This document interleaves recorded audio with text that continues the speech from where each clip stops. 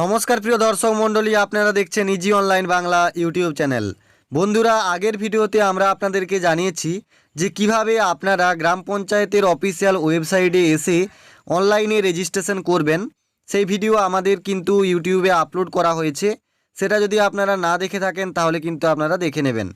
তো এরপর আমরা আপনাদেরকে জানাবো যে নবান্ন থেকে অফিসিয়াল বিজ্ঞপ্তি দিয়ে কিন্তু জানিয়ে দেওয়া হয়েছে যে কোন জেলায় কতগুলি শূন্যপদ রয়েছে, পাশাপাশি কবে থেকে আবেদন করতে পারবেন, কারা কতগুলো পদে আবেদন করতে পারবেন, সমস্ত বিষয়টি কিন্তু আপনাদেরকে জানিয়ে দেব।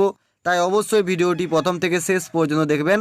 আর এই রকমই আপডেটগুলো পেতে অবশ্যই আপনারা আমাদের চ্যানেলটিকে সাবস্ক্রাইব করে আমাদের পাশে থাকবেন। তো চলুন দেখে নিই এই বিজ্ঞপ্তিতে কি বলা হয়েছে। রাজ্যের পঞ্চায়েতের ত্রিস্তরে ৬,৫০০-এর বেশি কর্মী নিয়োগের বিজ্ঞপ্তি প্রকাশ করেছে নবান্ন। রাজ্যের ত্রিস্তর পঞ্চায়েতে প্রচুর কর্মী নিয়োগের কথা আগেই জানানো হয়েছিল। এ ব্যাপারে বিজ্ঞপ্তি প্রকাশ করেছে নবান্ন। নতুন কর্মী নিয়োগের বিষয়ে গত ১১ই জানুয়ারি মন্ত্রিসভার বৈঠকে সিদ্ধান্ত নিয়েছিল রাজ্য। সেই সিদ্ধান্ত মেনেই বিজ্ঞপ্তি জারি করা হয়েছে। বিজ্ঞপ্তি প্রকাশ পেলেও সংশ্লিষ্ট নিয়োগগুলির জন্য এখনও আবেদন প্রক্রিয়া শুরু হয়নি। এখন কেবল রেজিস্ট্রেশন প্রক্রিয়া শুরু হয়েছে। রাজ্য সরকারের পঞ্চায়েত দপ্তরের একটি নির্দিষ্ট পোর্টালের মাধ্যমে আবেদনকারীরা রেজিস্ট্রেশন করতে পারবেন। তবে শূন্যপদের ভিত্তিতে অনলাইন আবেদন কবে থেকে করা যাবে সে বিষয়ে পোর্টালে নির্দিষ্ট করে কিছু বলা হয়নি। আশা করা হচ্ছে লোকসভা ভোটের প্রক্রিয়া সম্পন্ন হওয়ার পরেই এই নিয়োগের আবেদন শুরু হবে। নিয়ম অনুযায়ী নির্বাচন চলাকালীন নতুন করে চাকরি পরীক্ষার আবেদন প্রক্রিয়া বা নিয়োগ প্রক্রিয়া স্থগিত থাকে। জানা গেছে, আবেদন প্রক্রিয়া শুরু করার আগে প্রতিটি জেলা থেকে শূন্যপদ অনুযায়ী আলাদা আলাদাভাবে বিজ্ঞপ্তি প্রকাশ করা হবে। জেলাভিত্তিকভাবে শূন্যপদ অথবা নিয়োগ বিজ্ঞপ্তি প্রকাশ পাওয়ার পরেই অনলাইন পোর্টালে আবেদন করতে পারবেন চাকরি প্রার্থীরা। তো এরপর আপনাদেরকে জানিয়ে দেব যে জেলাভিত্তিক কতগুলো শূন্যপদ রয়েছে তার বিবরণ। টোটাল রয়েছে ৬,৬৫২টি শূন্যপদ এবং আলিপুরদুয়ার জেলায় রয়েছে ১২১টি শূন্যপদ, বাঁকুড়াতে রয়েছে ৬০৭টি শূন্যপদ, বীরভূমে রয়েছে ১৪৪টি শূন্যপদ, এছাড়াও কোচবিহারে রয়েছে ১৯৪টি শূন্যপদ, দক্ষিণ দিনাজপুরে রয়েছে ১৮২টি শূন্যপদ এবং দার্জিলিংয়ে রয়েছে ৩৬৬টি শূন্যপদ, হুগলিতে রয়েছে ৬০১টি, হাওড়াতে রয়েছে ৪৩৭টি, জলপাইগুড়িতে ১৪৬টি, ঝাড়গ্রামে ২২২টি, কালিম্পং থেকে ১৬৯টি, মালদা থেকে ১৩৬টি, মুর্শিদাবাদ থেকে ১৭৩টি, নদিয়া থেকে ১৪১টি, উত্তর চব্বিশ পরগনা থেকে ৫১৬টি, পশ্চিম বর্ধমান ১১৭টি, পশ্চিম মেদিনীপুর ৫৬০টি, পূর্ব বর্ধমান ২৯৯, পূর্ব মেদিনীপুর ৩২১ এবং পুরুলিয়া ৩৯৭, দক্ষিণ চব্বিশ পরগনায় ৫১৬ এবং উত্তর দিনাজপুরে রয়েছে, দেখতেই পাচ্ছেন এখানে লেখা রয়েছে ৯৬টি।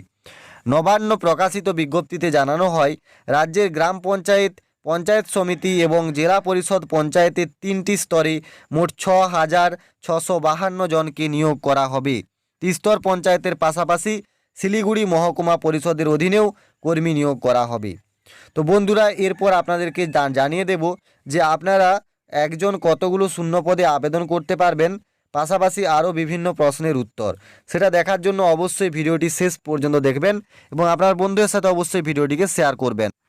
বন্ধুরা, আবেদন করার সময় যেটা আপনাদেরকে খেয়াল রাখতে হবে সেটা হচ্ছে রেজিস্ট্রেশনের জন্য ছবি এবং স্বাক্ষর আপলোড করার সাইজ কত হতে হবে। তো দেখতেই পাচ্ছেন ফরম্যাটটা হতে হবে জেপিজি বা পিএনজি ফরম্যাট এবং ছবির আকার সর্বনিম্ন 30 কেবি থেকে সর্বোচ্চ 40 কেবির মধ্যে হতে হবে এবং স্বাক্ষর হতে হবে 5 থেকে সর্বাধিক 50 কেবি। অপরিষ্কার বা বিকৃত ছবির জন্য অ্যাডমিট কার্ড তৈরি হবে না। স্ক্যান করা ডকুমেন্ট কিন্তু অবশ্যই আপলোড করতে হবে আপনাদেরকে এবং নথি যে আপনারা আপলোড করবেন তার সাইজ থাকবে 200 থেকে 2 MBর মধ্যে। এবং একজন আবেদনকারী কি একাধিক ডিএলএসসিতে আবেদন করতে পারবেন?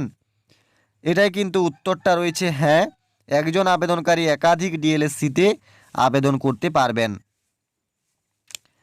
এছাড়াও কিন্তু এখানে রয়েছে যে যদি আমি একাধিক পদের জন্য যোগ্য হই তাহলে আমি কি একাধিক পদে আবেদন করতে পারি?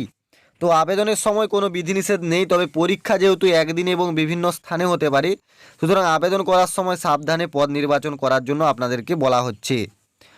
এছাড়াও বলা হচ্ছে যে ভুল প্রোফাইল ছবি দিয়ে আবেদন জমা করার পরে কি আপনারা আবেদনের প্রোফাইলের ছবিটা পরিবর্তন করতে পারবেন? এটা বলা হয়েছে যে না, আপনারা কিন্তু ছবিটা পরিবর্তন করতে পারবেন না।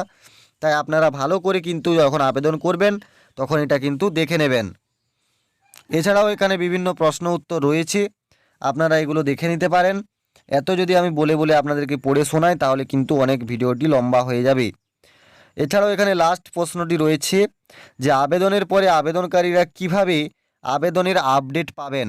তো এখানে বলা হয়েছে যে আবেদনকারীরা এসএমএসের মাধ্যমে আবেদনের আপডেট পেয়ে যাবেন।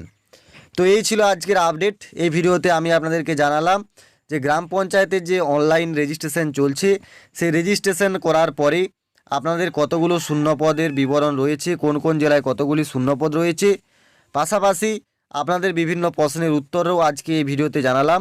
ভিডিওটি ভালো লাগলে অবশ্যই লাইক করবেন, আপনার বন্ধুদের সাথে অবশ্যই ভিডিওটিকে শেয়ার করবেন। আর যদি আপনারা ফেসবুক পেজ থেকে দেখে থাকেন তাহলে অবশ্যই পেজটিকে ফলো করতে ভুলবেন না।